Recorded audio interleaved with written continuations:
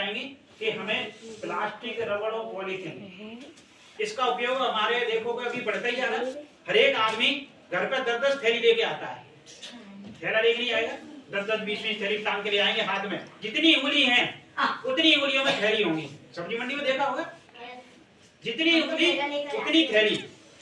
तो अच्छी आदत है ये थैला लेके जाने की, ठीक है। तो ये इतनी थैली, तो ये हमने क्या किया, फिर हमने प्लास्टिक कोई टूट गया कोई भी सामान तो उसका क्या किया, उसको भी लिख लिए और पता लगा सर्दी आई तो उनको जला दिया। पर बहुत से लोग क्या कहते हैं, जूता चप्पल प्लास्टिक या चमड़ा वगैरह या कपड़े वगैरह का अलाव लगाते हैं। आप लोगों के यहाँ भी लगाया जाता है। हम लोग पिछली बार भी आए थे सर्दियों में बताने के लिए कि आप लोग देखो जो भी प्लास्टिक की कोई भी चीज जलाएगा तो प्रदूषण तो होगा। सर अभी बता रहे थे ना ग्लोबल वार्मिंग के लिए। तो अगर हम नॉर्मल कचरा भी कहीं भी थोड़ा बहुत जला देते तो कौन सी गैस निकलती है, है ना, जो हमारे लिए ठीक नहीं है। तो हम अगर सर्दियों में बचने के लिए आप लकड़ी कंडे जलाइए, है ना, वो फिर भी ठीक है। बस नुकसानदायक सभी चीज है जो जलाएंगे, पर हमें बचना है तो उसके लिए आप लकड़ी कंडे का अलाव लगा सकते हैं, है ना। अगर आप प्लास्टिक का कोई भी सामान, पॉलिथीन वगैरह या जूता चप्पल या रबड़ वगैरह या टायर के टुकड़े या चमड़ा वगैरह, जिनके बहुत से लोगों के जूते का काम होता है, तो वो क्या है उसकी कतरनी जला देते हैं। या फिर बहुत से लोग क्या करते हैं वहाँ से खरीद ले आते हैं कड़ी में, तो वो महिला ही जाता है चूल्हे में जलाती है। किसके घर में जलता है चूल्हे में, कोई हाथ उठाएगा? लड़कियां भी बड़ी बड़ी वो भी खाना बनाती होंगी। चूल्हे में पन्नियां वगैरह, चमड़ा वगैरह, जूते चप्पल की कतरन, टायर के टुकड़े किसके घर में जला जाते हैं? कोई पनिशमेंट ही नहीं लेगी, बस हम लोग को देखना है कितने अंदर में जाती है कि आपके जलता है। कंडे जलते हैं। और सर्दियों में कौन लगाता है प्लास्टिक जूता चप्पल का अलाव किसके यहाँ लगता है? प्लास्टिक पन्नियों का टायर वायर सब जला देते हैं लोग। आपके यहाँ दूसरे बच्चों का? अरे 100 में 70 हो गया जल्दी। देखो सभी के जाकर बाहर गली में जला लेते हैं। कुछ भी लाते हैं लोग इकट्ठे होते हैं, इकट्ठा जो बैठ जाते हैं या बच्चे इकट्ठे हुए या बड़े बड़े इकट्ठे हुए वहाँ पर जला के रखते हैं, है ना, होता है ना, जला के रखते हैं। और बहुत से लोगों को अगर कुछ लकड़ी वगैरह या कंडे वगैरह नहीं मिलते तो इस तरह का जो भी कचरा पड़ा होता है वो जला लेते हैं। होता है कि नहीं? ज्यादातर गाँव में ये होता है। तो अब जब तक आपने जला लिए तब तक ठीक है, अब नहीं जलाना। होता है क्या इससे, अगर हम कोई चीज लाते हैं उससे क्या होता है ग्लोबल वार्मिंग। सभी लोग समझते हैं ना कि जो हम लोग पूरा डिस्टर्ब हो रहा है, जैसे असमय बारिश होना, गर्मी, जैसे गर्मी का सीजन नहीं है फिर भी गर्मी आ रही है, एकदम ठंड हो जाती है, एकदम बारिश हो जाती है। बीच बीच में भी देख रहे हैं ना, कभी भी बारिश हो जाती है, स्टार्ट हो जाती है। तो जो क्यों होता है ग्लोबल वार्मिंग की वजह से हमारा जो मौसम है वो डिस्टर्ब हो चुका है और उसको कोई दूसरा नहीं कर, हम लोग ही सब कर रहे हैं। तो इस चीज से हमें बचकर रहना है कि अभी सर्दियों में अलाव या सर्दी हो या वैसे कभी किसी भी मौसम में अगर कचरा आपके पास पड़ा हुआ है, पन्नियाँ पड़ी हुई है, तो आप कबाड़े वाले को, कचड़े वाले को, जो गाड़ी आती है कचड़े वाली, उसको इकट्ठा करके दीजिए, ठीक है। अगर आप बाजार से लेके नहीं आएंगे तो पन्नियाँ नहीं होंगी।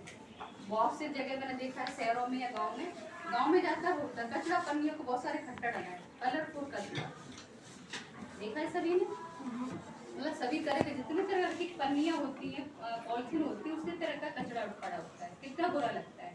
वो जब कचरा जाता कहाँ है? हमारी नालियों में जाएगा तो क्या होगा, बरसात में चौक होंगी ना, नालियाँ चौक होंगी ना, और प्रॉब्लम किसको आएगी? आप लोगों को ही आएगी ना, निकलने में परेशानी होगी। पानी अगर चौक हो जाएगा, नाली चौक होगी तो पानी का बहाव क्या होगा?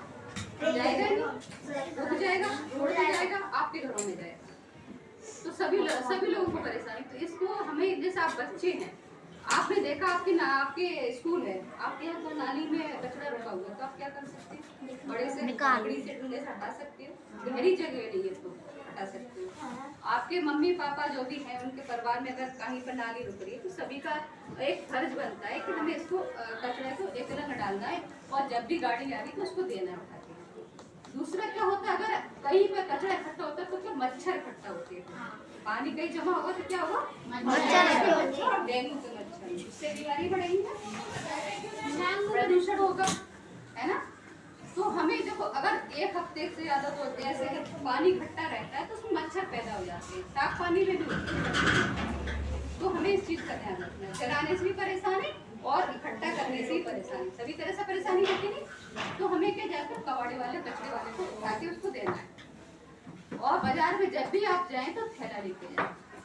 बहुत तरह की सब्जियां होती हैं, तो अलग अलग सब्जियों को, जैसे घर में परेशानी जो दिन में सब्जी उठानी है, अगर आपने मिर्ची खरीद ली, मिर्ची के साथ फलियाँ खरीद ली, तो वो क्या ढूंढनी पड़ेगी ना। तो बहुत से लोग क्या करते हैं कि अलग अलग पन्नियाँ ले लेते हैं पॉलिथीन, उसके लिए ये सब्जी, दूसरी सब्जी के लिए पन्नी, दूसरी के लिए जितने सब्जी वाले सब्जी करेंगे वो अलग अलग थैलियाँ लेंगे। तो ऐसा नहीं करना, आप थैला लेके जाइए, थैले में क्या जितनी सब्जी आपको डालने आ रहा है डालिए, और घर में जाके उसको छाट के धो के तब आपको रखना है फ्रिज में, या जब भी बनानी है तो धो के अच्छे से तब बनानी है। कि सब्जियों में कीटनाशक होता है ना, जो सब्जी है, जो आप फल वगैरह हम लोग खाते हैं, वो कीटनाशक से ज़्यादातर बनता है खाना। मेन चीज़ कीटनाशक की बाद में बात करेंगे, अभी हम फलियों की बात करें। तो इस तरह के अगर हम रहेंगे, रखेंगे थोड़ा सा अपने आप में, तो कहीं हद तक हम बीमारियों से, प्रदूषण से बच पाएंगे। तो जलाना नहीं है बस। तो इससे क्या होता है, इसमें अगर हम कोई भी चीज़ जलाते हैं उसमें तो पार्टिकल निकलते 2.5-10 माइक्रोमीटर के, और 2.5-10 माइक्रोमीटर से जो कण होते हैं उससे बहुत से लोगों की मौत होती है हर साल। मतलब जैसे 21 लाख करीब हर साल की दर से बढ़ती जा रही है बहुत ज़्यादा। मतलब 2.5 और 10 माइक्रोमीटर के जो पार्टिकल होते हैं उससे हर साल प्रदूषण की वजह से बहुत से लोग एक्सपायर हो जाते हैं, खत्म हो जाते हैं। तो वो जो कण होते हैं वो हमारे सभी के लिए हानिकारक होते हैं। और अभी क्या, जो सर्दियों में जो पन्नी वगैरह जलाते हैं उसके जो पार्टिकल होते हैं वो अपने धुआं देखा, वो काला काला सा देखा है ना। और हम लकड़ी कंडे जलाएंगे तो उसका सफेद धुआं होगा, उसके पार्टिकल आपको दिखाई देंगे, पर पन्नियों के आपको दिखाई नहीं देते, सिर्फ बदबू महसूस होती है और वो काला धुआं दिखाई देता है। उसमें क्या होता है, अगर वो उस धुआं के संपर्क में हम रहेंगे, हम पक्षी जानवर, तो हम सभी को खतरा है। जैसा अभी सर बता रहे थे कि धुआं हम लोगों के अंदर जा जाके फेफड़े खराब करता है, बहुत सारी बीमारी अंदर जाके ब्लड में जाके, और फिर हमें सभी तरह से कैंसर करता है। तो वो धुआं हमारे लिए इतना हानिकारक है कि धीरे धीरे धीरे धीरे जैसे हमारे शरीर में घुसता जाएगा, जैसे घुसता जाएगा तो हमें कई तरह की बीमारियों की चपेट में ले लेगा। अस्थमा और सांस की बीमारी तो होती है, दूसरा मेन चीज़ है कैंसर की बीमारी। इसमें carbon dioxide, carbon monoxide, floor और डाइऑक्साइड जो ज़्यादातर कैंसर की बीमारी पैदा करती है। तो हमें कहीं जहाँ भी कचरा जल रहा है तो उनको मना करें, आप भी नहीं जलाएं, तो धुआं एक जगह ही रहता है। जैसे आप लोगों ने जलाया तो सिर्फ आप नहीं सुनेंगे, जैसे सभी लोग प्रभावित होंगे। तो कहीं भी जब जल रहा है प्लास्टिक की चीज़ तो आप मना करें कि इस चीज़ को नहीं। आप भी जब जिनके घर में चूल्हे में खाना बनाया जाता है तो आप लोग भी नहीं जलवाएं, मम्मी पापा से मना करें। जैसे आपके छोटे भाई बहन हैं, मम्मी पापा घर में हैं, मम्मी खाना बना रही छोटे भैया को गोदी में लेके, तो बचपन से वो सूंघ के जब तक बड़ा होगा उसकी जो दिमाग की स्थिति है, मेमोरी, वो पूरी तरह वीक होती है। जो आगे पढ़ेगा ना उसको कुछ याद नहीं है, मैम चिल्लाती रहेंगी पढ़ो पढ़ो, नहीं पढ़ोगे आप तो सारी मतलब जो भी आपकी दिमाग की जो कहते हैं ना स्मरण शक्ति जो आदमी की होती है, मेमोरी होती है, वो वीक हो जाती है। तो उस चीज़ का आपको ध्यान रखना है, कभी नहीं जलाना ऐसी चीज़। दूसरा, अगर आप जैसे आप बच्चे हैं, आप नहीं सुधरे तो फिर आगे भविष्य खराब आने वाला है।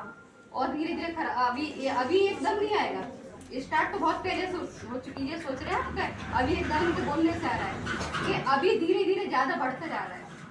स्टार्ट बहुत पहले से हो चुकी है, और अगर हम नहीं रुके तो 2030 के बाद हम लोग नहीं संभाल पाएंगे। 25 तो हो ही गई है ना, फिर हम लोग नहीं संभाल पाएंगे। बाढ़, भूकंप, सूखा और जा रही है ना, देखा तबाही बुरी बुरी तरह की दिख रहा है ना सभी जगह।